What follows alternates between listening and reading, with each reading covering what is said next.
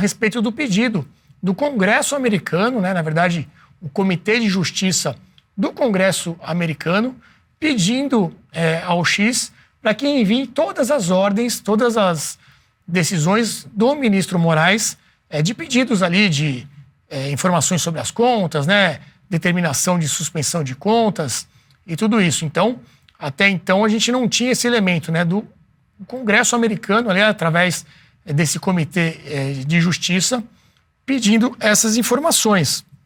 Temos uma outra imagem para dar o contexto geral aqui, antes de passar a palavra para os nossos analistas, que foi um tweet feito pela área ali de relações institucionais, né, do X.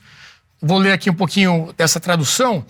A X Corporation foi formalmente intimada pelo Comitê Judiciário da Câmara dos Representantes, que seria a Câmara dos Deputados deles, né, dos Estados Unidos, a fornecer informações sobre as ordens do STF em relação à moderação de conteúdo. E aí eles terminam dizendo o seguinte: para cumprir suas obrigações de acordo com a legislação dos Estados Unidos, o X respondeu a este comitê. Não ficou muito claro se eles passaram todas essas informações, se eles simplesmente responderam alguma outra coisa diferente. Isso ficou meio que no ar. Nós temos mais outras duas imagens que são esses documentos, né, que o X acabou recebendo, e eles peticionaram no inquérito em que foram inseridos pelo Alexandre de Moraes. Então temos aí as próximas imagens com essa petição do X, informando, vamos dizer assim, ao ministro Moraes que foram requeridas essas informações. Então tá ali, ó, o Comitê de Assuntos Judiciários da Câmara dos Deputados do Parlamento pediu que a X envie todas as ordens que foram emitidas por Moraes referentes ou relacionadas à moderação, exclusão, suspensão, restrição ou redução na circulação de conteúdo, a remoção ou bloqueio de contas, o desenvolvimento, execução ou aplicação das políticas de moderação do conteúdo do X. Ainda segundo esse ofício, o comitê pediu informações sobre o tratamento do X, sobre a exatidão ou veracidade de conteúdo, aqui é essa questão de o que é fake news, o que não é, né? Ou a atribuição de conteúdo à fonte ou ao participante de uma operação de influência estrangeira maligna ou patrocinada pelo Estado. Muito bem, diante de toda essa situação, né, o requerimento é feito por deputados americanos. Já no final do dia, o Elon Musk se pronunciou, e aí sim, com palavras bem fortes, como eu comentei no início. Vamos colocar na tela aí esse tweet recente do Musk, de agora a pouco, que ele diz o seguinte... Já vou ler aqui em português. As leis dos Estados Unidos impedem o X de participar em corrupção que viole as leis de outros países, que é o que o ministro Alexandre de Moraes está exigindo que façamos. A tradução aqui automática, né, do X coloca corrupção, e a gente aqui no Brasil sempre liga a corrupção a alguma coisa material, né, desvio de dinheiro, alguma coisa relacionada principalmente a roubo de dinheiro e tudo mais. A gente entende nesse contexto aqui que é algo fora da lei. Então, o que o Musk está dizendo aqui? Que as leis dos Estados Unidos impedem que o X faça algo fora da lei, né, em outros países. E ele diz, segundo o Musk, que o Alexandre de Moraes está exigindo isso do X aqui no Brasil. Essa é a acusação do Musk.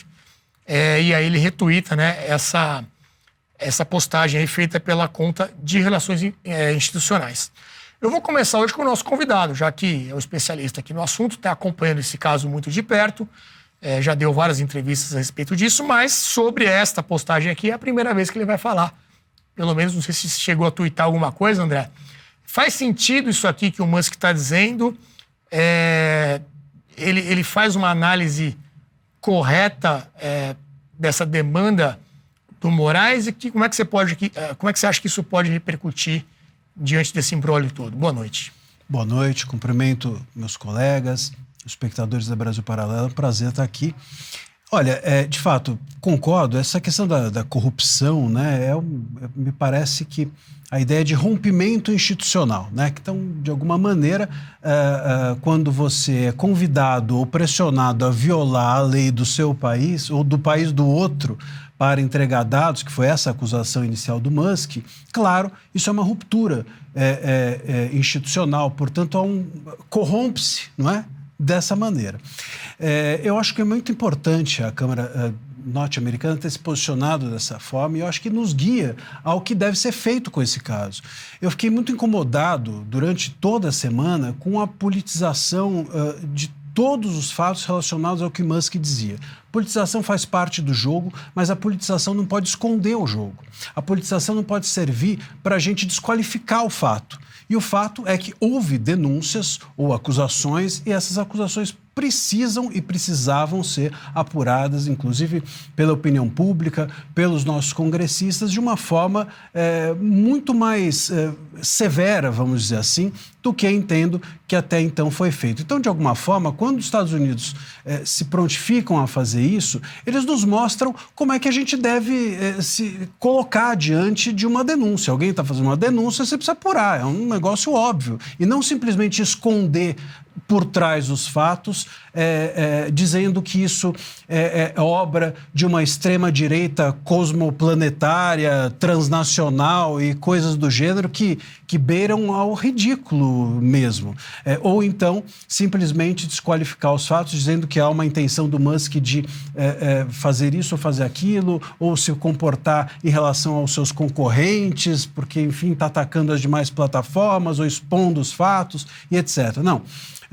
Eu creio que talvez essa posição da Câmara dos Estados Unidos nos mostre como nós devemos tratar isso. Os documentos requisitados, entregues, foi isso que o Musk aparentemente fez, sob sigilo, vai se apurar, vai se verificar se houve alguma coisa, enfim, que deva ou que mereça alguma postura jurídica e até mesmo legislativa de mais força, e o caminho é esse, segue-se assim.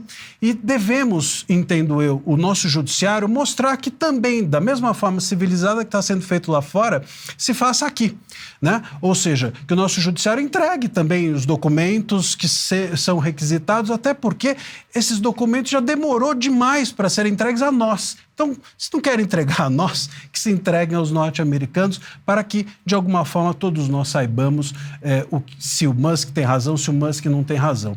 E deixa eu só fazer uma observação. Muito se diz, o Musk falou que a lei foi violada, o Musk disse... Veja, essas violações dentro dos inquéritos das fake news que iniciaram-se em 2019, em abril de 2019, faz 5 anos, portanto, que eles existem. Esses inquéritos iniciaram com o das fake news, o 4781, depois se desdobraram em outros 9 inquéritos. Hoje são 9. E quem advoga, e eu já estive dentro desses inquéritos, fui o primeiro advogado a atuar nos inquéritos das fake news, por conta do caso da revista Cruzoé, censurada à época. Você foi advogado da Cruzoé? Foi advogado da Cruzoé nesse inquérito. É óbvio que tudo isso que o Musk agora está dizendo não é segredo para ninguém que já advogou nesses inquéritos. Nós não tínhamos acesso aos autos, as partes não sabiam por que estavam nos inquéritos, as partes não sabiam por que estavam sendo investigadas, muitas vezes sequer sabiam se estavam sendo investigadas. O acesso era difícil, nos entregavam partes dos documentos, às vezes entregava a parte errada, a gente ficava sabendo do caso do outro. Então, assim, isso não é novo. Então, não é uma invenção. Portanto, repito, precisa se apurar isso de uma forma efetiva, seja lá fora, seja aqui dentro, para que não se perpetuem esses abusos. É isso mesmo de que se trata. Abusos até mesmo de autoridade por parte, infelizmente, do nosso judiciário.